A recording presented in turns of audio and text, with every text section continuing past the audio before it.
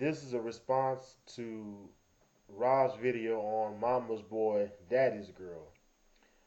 In her video, she gave two examples. One, she gave an example of a mother whose son has killed five people, yet all along she's still saying, "That's my baby, that's my little boy." And the other example she gave is of a father whose daughter has slept with 10, 15 different people, yet he's still saying all along, "That's my little girl." And I believe the answer is in the title.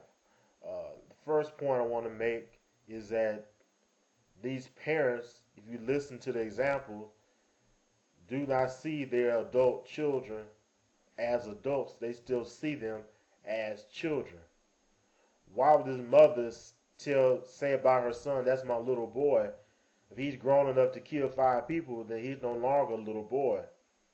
And if this woman is grown enough to sleep with all these different people, then she's no longer a little girl. So I think in our culture, especially between opposite genders, the mother to her son and the father to the daughter, is a tendency to see that child always as a child, even when they're adults. Whereas a mother and her daughter, I think the mother can see herself in her daughter and the father can see himself in the son, so that they can see themselves develop and they can see the growth, so they expect them to be adults. Whereas the opposite gender is a tendency to see them and always see them as a child. And the second point I want to make is that we don't have any rites of passage in America, at least not any positive ones. And a rite of passage is a ceremony where you take people to another level.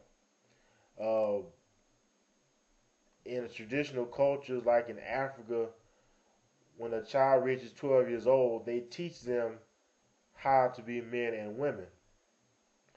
Uh, Now, you may want to know, well, now I want to know, why do we lack this in America?